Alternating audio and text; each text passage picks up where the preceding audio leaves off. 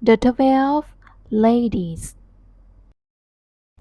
Once upon a time, during the era of the Buddha, there was a wealthy merchant named Nanta. He had a grand mansion and abundant wealth, yet he had no children to care for his vast possessions. One day he went to pay his respects to the Blessed One, the Buddha. He brought with him 12 bananas as an offering to the Buddha.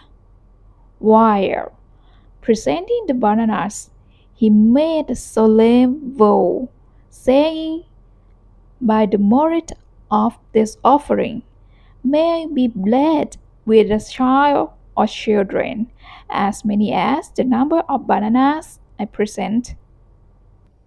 Upon returning home, Nanta shared with his wife the wish he had made before the Buddha. Overjoyed, his wife prayed that his vow would come true. Not long after, she became pregnant and in due time gave birth to exactly 12 daughters. The youngest of them, named Pau, was not only strikingly beautiful, but also exceptionally intelligent, surpassing all her sisters in both grace and wit. However, after the birth of their 12 daughters, the merchant and his wife's fortunes took a drastic turn for the worse. Their once thriving business faltered, and they grew poorer with each passing day. To make matters worse, as the girls grew older, their appetites increased, further straining the family's dwindling resources. As the struggle to provide enough food for their 12 daughters grew insurmountable, the once prosperous merchant made a heartbreaking decision. He sold their grand home to buy food for his children. The family's wealth dwindled to nothing, and they moved from their mansion to a humble hut in the middle of a rice field. There, they eked out a meager existence by farming the land. Despite their best efforts, the rice they grew was often insufficient to feed their daughters, whose joyful hunger seems insatiable. Many nights, the couple watched helplessly as their children cried for food, their tear-stained faces filled with despair, their hearts ached with guilt and sorrow. But the solution presented itself. They were trapped in the cruel grip of poverty, powerless to ease their daughter's suffering. Though Nanda loved his daughters dearly, the unbearable weight of their dire situation pushed him to a painful decision. He devised a plan to abandon his children in the forest, a scheme that met with vehement protests from his wife. Her tears and pleas were to no avail. Determined to act, Nanda loaded his 12 daughters onto a cart and drove them deep into the woods. Before leaving, he ensured the area was filled with an abundance of fruit so that the children would have something to eat. She left them praying and loving, blissfully unaware of his true intentions. As the girls frolicked among the trees, their father quietly slipped away, returning home alone, his heart heavy with sorrow, yet convinced he had no other choice.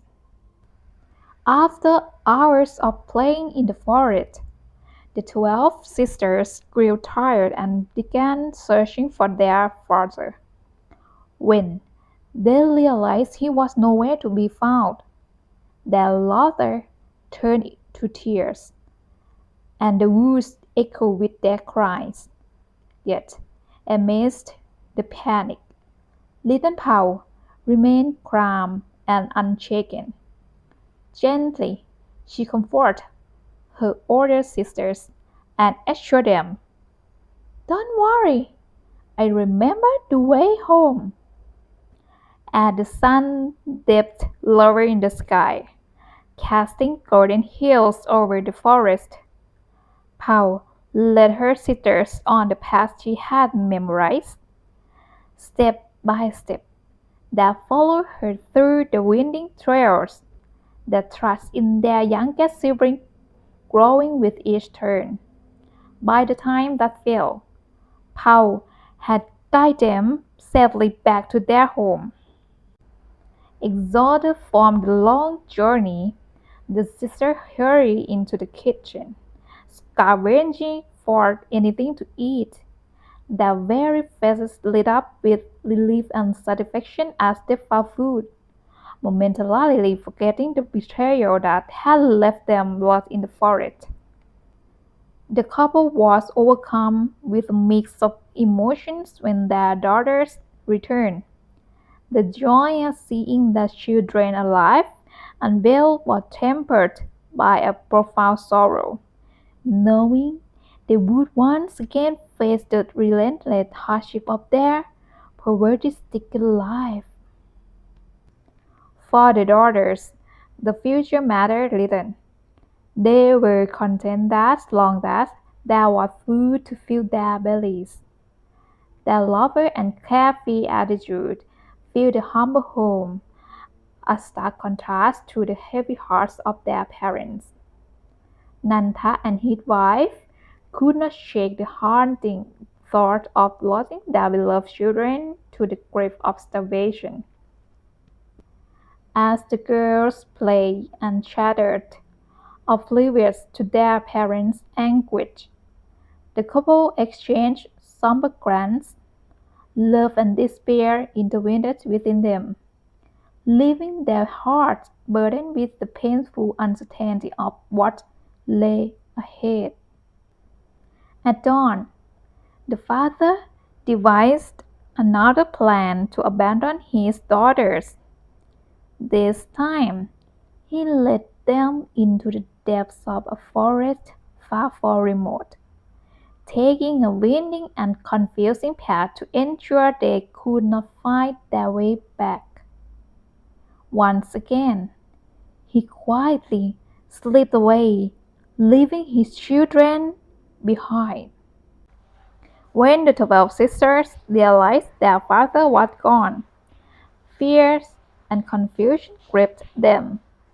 This forest was unlike the first, darker, denser, and unfamiliar. The girls wandered aimlessly, lost among the towering trees. Unbeknownst to them, they had ventured dangerously close to the domain of the fearsome giantess widow named Santamara. She was the widow of Tao Sakka, a mighty giant king who had passed away, leaving her to rule the wilderness alone. The moment the giantess Santamara laid eyes on the 12 sisters, she felt an unexpected affection for them. She yearned to care for them, either as her younger siblings or even as her daughters. Yet, beneath this maternal guise lurked a sinister intent. Santa Mara coveted the girl's eyes to brew an elixirs of immortality. Determined not to frighten them, she transformed herself into a stunningly beautiful woman. In disguise, she approached the girls, her demeanor warm and inviting. Gaining their trust with ease, she offered to take them to her grandparents in Kotchaburi, a land brimming with delicious food and endless comfort.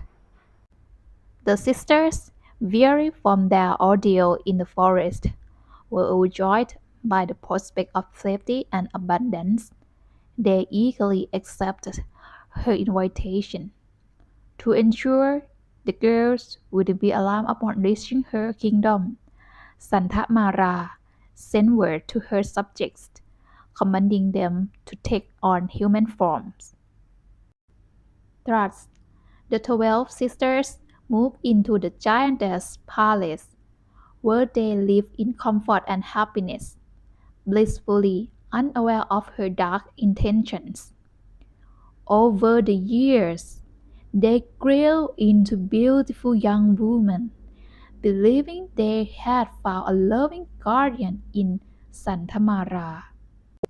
One day, while the eldest sister wandered through the gardens, marveling at the beauty of the flowers, she unknowingly strayed into a forbidden area of the palace grounds. There, hidden behind thick foliage, she stumbled upon a horrifying sight. The giantess Santa Mara, in her true monstrous form, devouring human flesh. Terrified, the sisters watched as more unfortunate captives were dragged into cage nearby, awaiting the same grim fate. In that chilling moment, she realized the horrifying truth. That kind and generous guardian was none other than a flesh-eating giantess disguised as a stunningly beautiful woman. Shaken to her core, the eldest sister returned to her siblings and revealed the terrible secret. Fear gripped them all, as they understood the danger they were in. If Santamara had deceived them this long, what was to stop her from turning on them one day? Determined to escape before it was too late, the sisters began to plan their escape from the giantess city, knowing it would be their only chance at survival. Together, they vowed to leave the palace behind and fight their way back to freedom. Before fleeing, the sisters made a bold decision. They freed all the captives whom the giantess had imprisoned for her meals. Once their daring rescue was complete, they hid themselves in the dense underbrush. But safety was fleeting, for Santamala launched a frenzied search, overturning every stone in her determination to fight them. Fortune, however, favored the sisters. Tree spirits and forest animals, moved by their plight, came to their aid, creating distractions and concealing their hiding place. Despite her relentless efforts, the giantess failed to locate them. Refusing to give up, she roamed the forest, still intent on reclaiming her prey. Meanwhile, a hermit deep in meditation became aware of the unfolding events. Compassion stirred within him as he witnessed the sister's suffering. Using his spiritual powers, he influenced the giantess' mind, leading her to abandon her search and return to her domain in frustration. Once the danger had passed, the hermit appeared before the sisters. His voice was calm but tinged with gravity as he explained the reason for their misfortune. In the past life, he says, you cast away a litter of puppies, leaving them to die in the wilderness. The weight of that sin has followed you into this life and will persist for 500 lifetimes, bringing hardship and sorrow until the karma is fully repaid. The sisters, shaken and humbled by the revelation, wept at the truth of their plight. Yet, Within their hearts, a quiet resolve began to form, a determination to endure and to find redemption for the mistakes of their past. After bidding farewell to the hermit, the 12 sisters continued their journey. Eventually, they came upon a serene lake in the city of Kuttaranakon, a kingdom ruled by King Ronasitiraj. Each day, a hunchback servant would carry a golden water pot to the lake to fetch water for the king's bath. As she prepared to draw water, she caught sight of the reflection of the 12 sisters in the water. Their beauty, so radiant and ethereal, revealed that of celestial beings. Mistaking the reflection for her own, the servant stood in awe of her supposed loveliness. Her delusion, however, was short-lived. The sisters, perched high in a banyan tree, couldn't help but burst into laughter at the misunderstanding.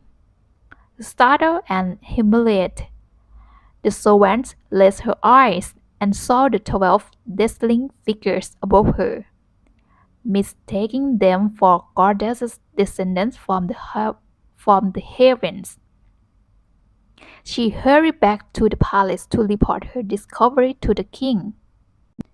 Upon hearing the servant's account, King Ronasitiraj was intrigued and wasted no time. He mounted his royal chariot and made haste to the lake, eager to behold the enchanting beings who had captured the imagination of his servant. When King Ronasitiraj beheld the 12 sisters, he was utterly captivated by their beauty. Struck with awe, he asked who they were and where they had come from. Upon hearing their story of hardship and survival, the king's heart was moved with compassion.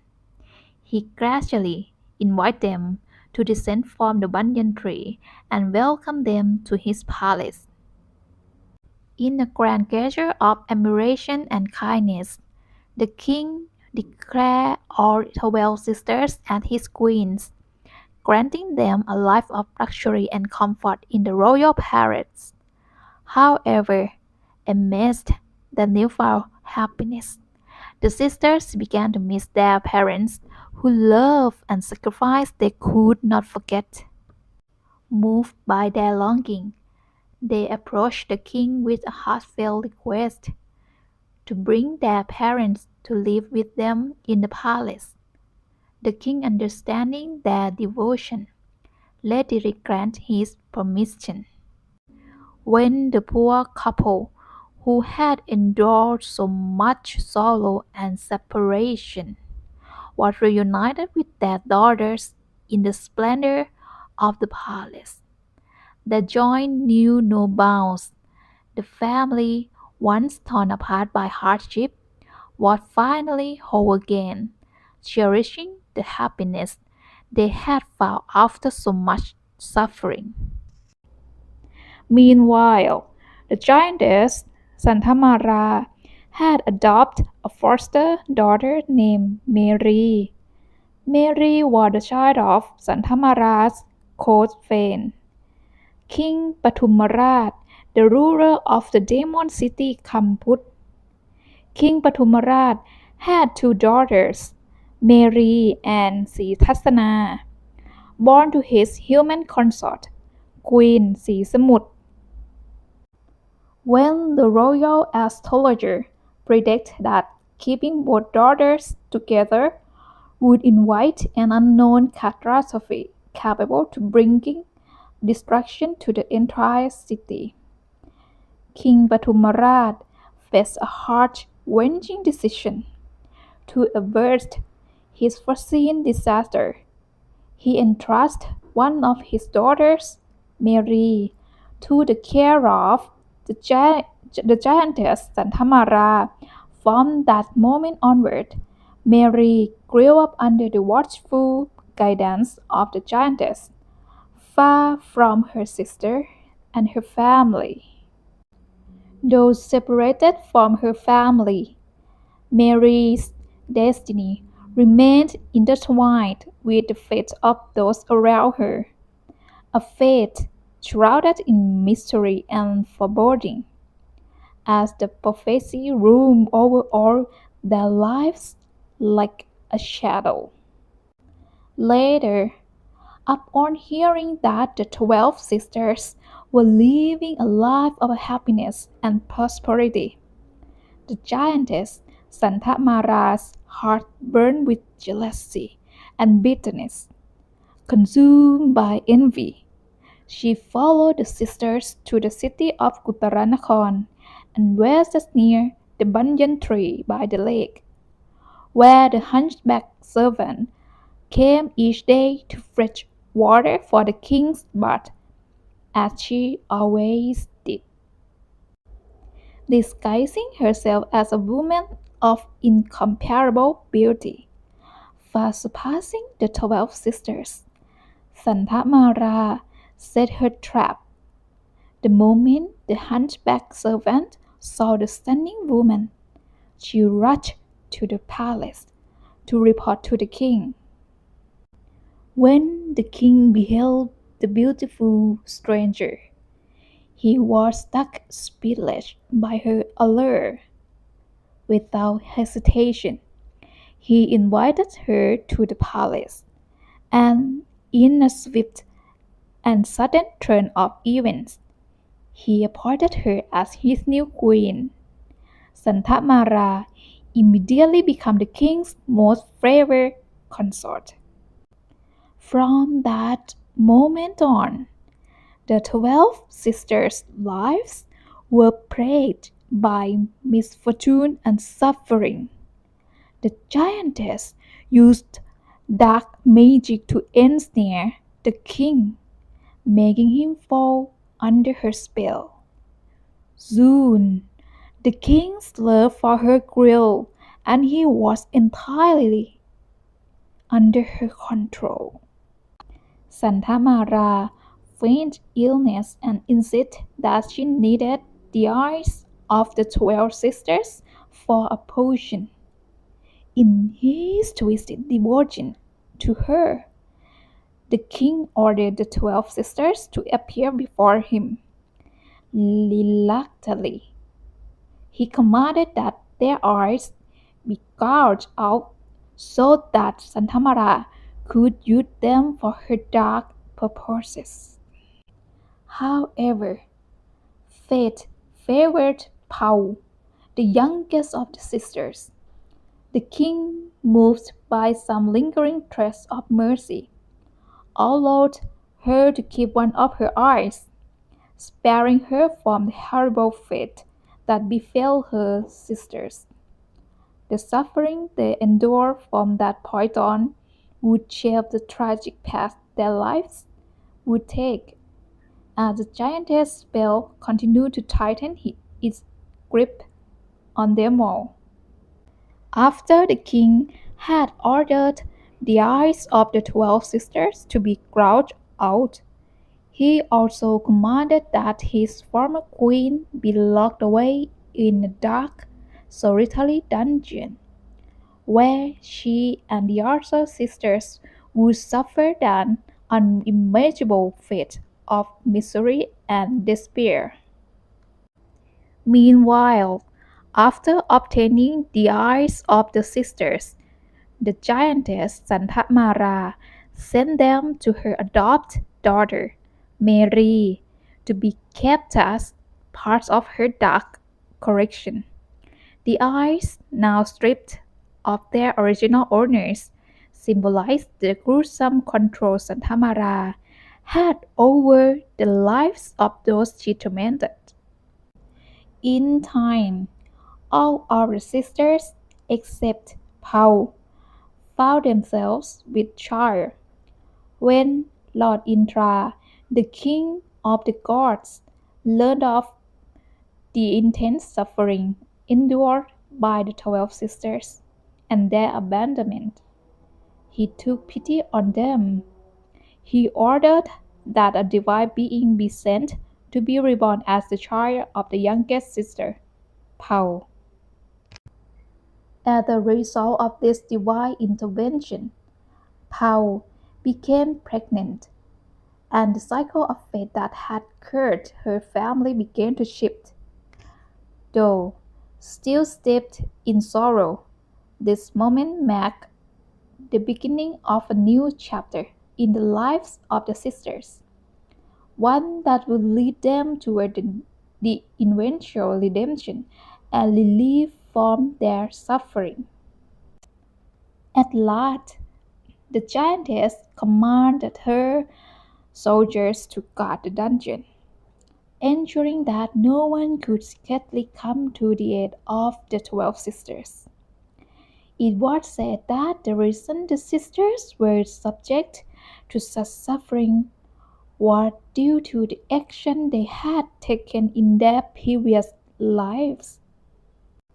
In that past life, while playing by the river, the sisters had caught 12 fishes. They impaled the eyes of these fishes with sharp metal spikes before releasing them back into the water. However, Paul, the youngest of the sisters, had only pierced one eye of the fish she had caught, sparing the other. Because of this small act of mercy, she was not subject to the same fate as her sisters. Her eyes were spared from being gouged out, and her suffering was less than that of her siblings. This karmic retribution, tied to their actions in the previous life, had followed the sisters into their current one, shaping their destinies in cruel and unimaginable ways. But for Paul, the divine intervention that had allowed her to retain one eye brought a glimmer of hope, even in the face of overwhelming hardship.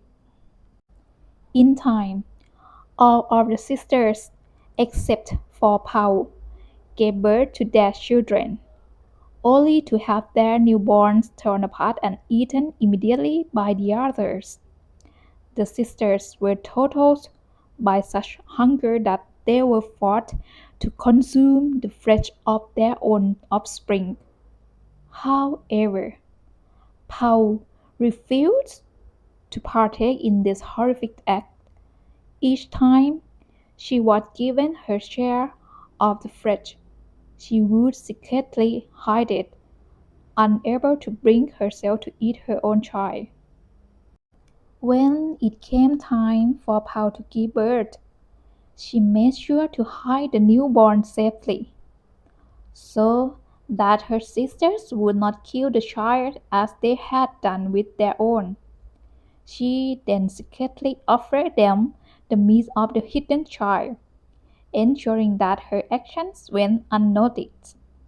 This allowed her to protect her own offspring, as well as preserve her own moral integrity, without arousing suspicions from her sisters.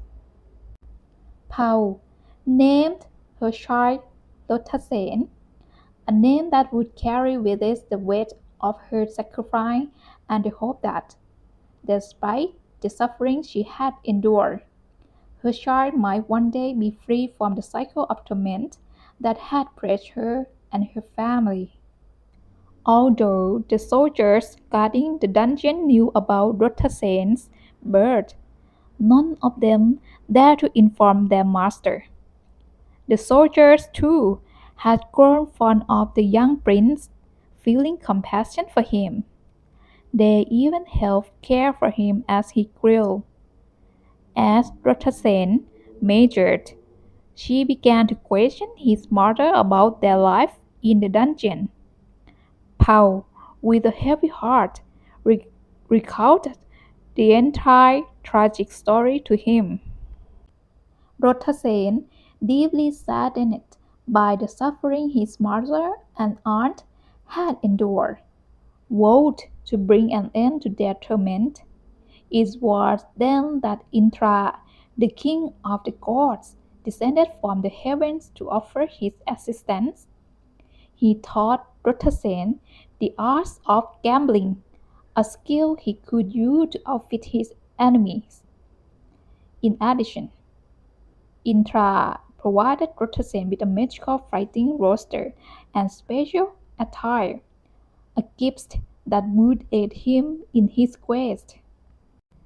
Empowered and eager to change his fate, Rotasen sought his mother's permission to leave the dungeon and venture into the outside world, for he had now grown into a young man and felt ready to face the challenges that lay ahead. Upon reaching the public pavilion, Rotasen witnessed a group of people engaged in a cockfighting gambling game.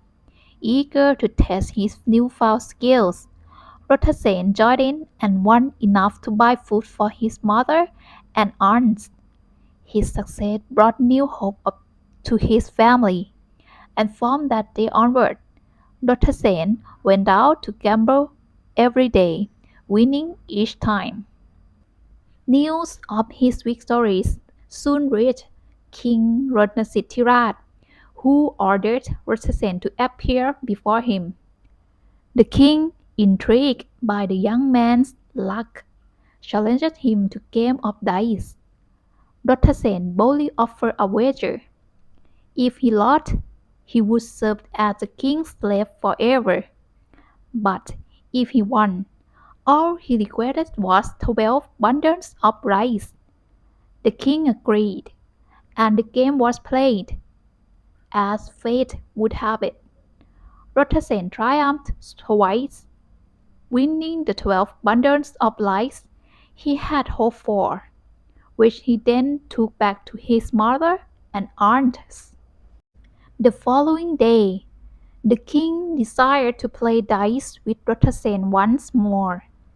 He invited the young man to join him in the garden palace and inquired about his parents. Rotasen respectfully explained that his mother was named Pau and that she lived with her 11th aunt in a dungeon. Upon hearing this, the king embraced Rotasen and with a gentle smile, she revealed a truth that had long been hidden. The young man was not just anyone, he was his own son. In time, King Wattha, the ruler of Jinda city, challenged King Ronasitiraj to a cockfighting bet. Rotasen, stepping forward, offered to take the king's place to in the wager, and with great skill, he emerged victorious. From that day onward, King Ronasitiraj held his son in the highest regard. The king proclaimed to all that he loved his son with all the affection of his heart, as if Rotasen were his very soul. Upon hearing the king's proclamation, the now beautiful giantess Santamara French a grave illness and claimed she required a rare fruit with a sour taste, known as มะม่วงหาว and มะนาวโห which could only be found in her own city. She asked the king, who hesitated with uncertainty, to send Prince Rotasen to retrieve the fruit for her. Though unsure, the king reluctantly agreed and sent Prince Rotasen to the city of the Kochaburi to fulfill the request. Before leaving, Prince Rotasen requested that the king send food to his mother and aunts every day. The king, though reluctant, agreed and allowed Rotasen to use his royal steed, a horse named Pachi, which could fly through the air like a bird. Santamara then instructed Rotasen to deliver a letter to her daughter as well. The prince, following her orders, tied the letter to the horse's neck and began his long journey. After traveling for some time, Prince Rotasen stopped to rest at the hermit's pavilion, letting his horse graze and drink water nearby. Suddenly, the hermit noticed the fine appearance of the horse and decided to take a closer look. To his surprise, he found the letter hanging from the horse's neck. Out of curiosity, he opened the letter without permission and read a strange message. If the young man arrives by day, let eat him in the day. If he arrives by night, let eat him at night. The hermit was puzzled by the message. He then entered meditation and, through his spiritual insight, understood the situation. The hermit realized that the prince was meant to marry Princess Mary and rule the land of giants rather than fall victim to the giantess. The hermit then changed the message to read, if the young man arrives by day, take him as a husband during the day, but if he arrives by night, take him as a husband at night, the children's husband, the beloved of Mary. After that, the hermit returned to his pavilion, where he found Rotasen, who shared news of his journey to the land of giants. The hermit offered his blessings, wishing Rotasen good fortune and victory on his path. Upon reaching the border of Kochaburi, Rotasen encountered a giant army. He was immediately alarmed, fearing they would harm him and his horse. Without hesitation, he dropped the letter onto the army, as instructed by Santamara, declaring that it was a message from Santamara to Princess Mary. The giants bowed their heads in respect and accepted the letter from Rotasen. The letter was swiftly delivered to the princess, who was overjoyed to read it. She quickly emerged to greet Rotasen, instructing her servant to bring him both savory and sweet dishes. The prince's handsome appearance left the princess greatly impressed. In accordance with her mother's wishes, the princess ordered the city to be adorned in preparation for her upcoming wedding, which was to take place soon. 7 months after their wedding, Rotasen returned to the palace and pretended to fall gravely ill. He had begun to miss his mother and aunts, and therefore told Princess Mary that he desired the fresh air of the royal garden. However, his true intention was to retrieve the fruit that Santamara needed, and he wanted to keep the matter a secret from everyone. While Mary and her attendants were enjoying the flowers, Rotasen secretly plucked the fruit and invited the princess to return to the palace. He instructed the servants to prepare for a dance and music to entertain both himself and Mary. Rotasen's plan was to get Mary drunk, hoping she would reveal everything to him about the whereabouts of his mother's eyes and his aunt. As Rotasen had hoped, once the princess became intoxicated, she disclosed the hiding place of the eyes and the healing medicine to him.